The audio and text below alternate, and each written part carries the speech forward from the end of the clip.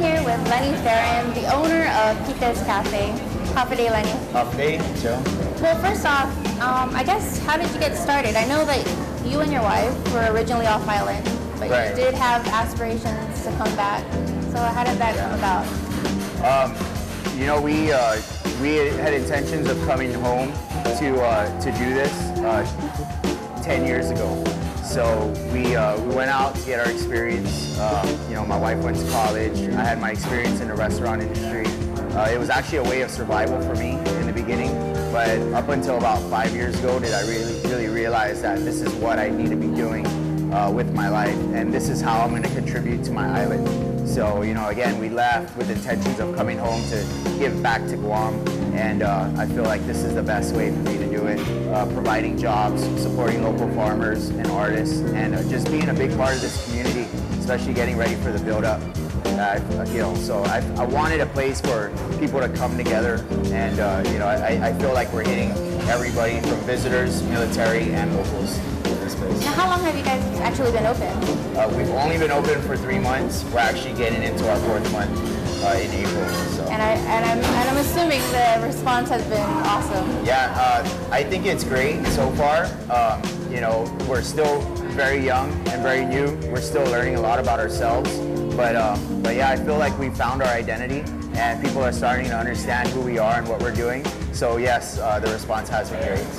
Now, I know you mentioned that, you know, as far as artists and local produce, I think that's one of the reasons why Pika's Cafe stands out so much, is that a lot of the food that you use is Right. produced locally. And Yeah. was that something that you always wanted to do when you know, thought about opening a restaurant? Not always. You know, the restaurants, it's ever evolving, and being in downtown LA for the past 5 years, you know, there's a big like grow local, eat local movement, and it's spread throughout the United States. And I thought, you know, when I moved back, like, hey, what better place to move forward with this concept than Guam? Because everything's being shipped in. You know, I mean, why not just get it fresh from our farmers? You know, I mean, you get the best produce, you get the best value, and our customers benefit from it as well by eating the freshest ingredient, you know, for their food. But you know, it wasn't really a concept that I thought of in the beginning until I started seeing how much locally grown produce is actually available to us, and I thought, hey, let's do it. I started seeking out farmers, and yeah, it's been great. You know, I'm working with 7 farmers right now, you know, and I'm also getting produce from our neighboring islands, Saipan, Tinian, and Rota. You know, that just started coming in, so yeah, why not? It's a win-win for everyone. Now, how would you describe the food here at Pika's Cafe?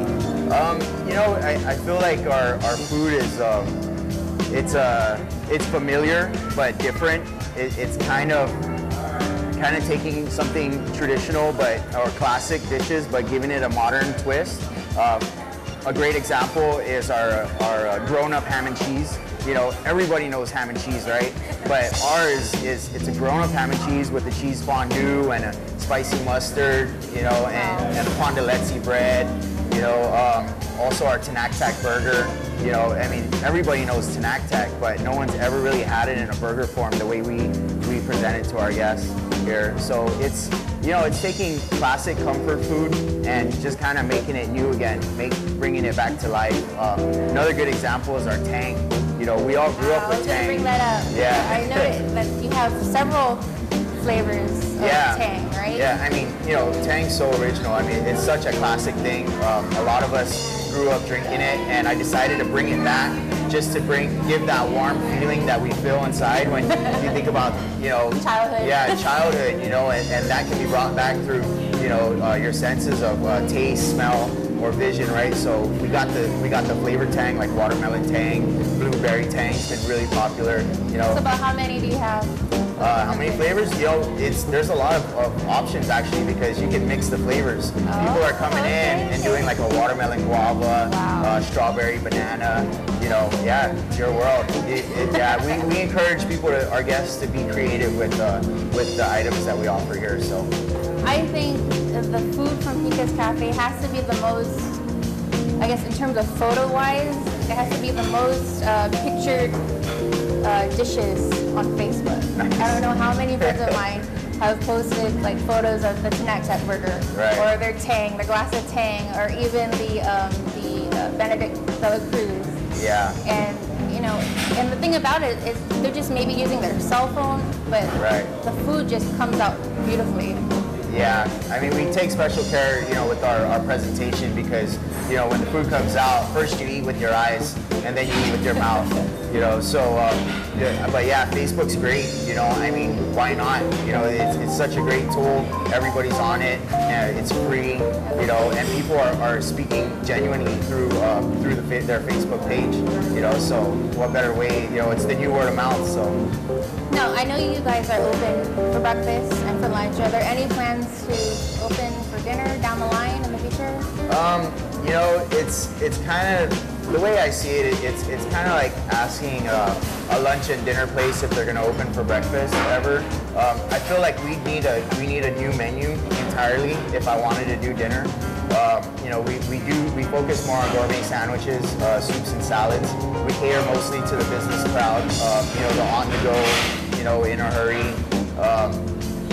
But maybe later we'll do dinner, but at the moment I really want to focus on breakfast, lunch, and catering.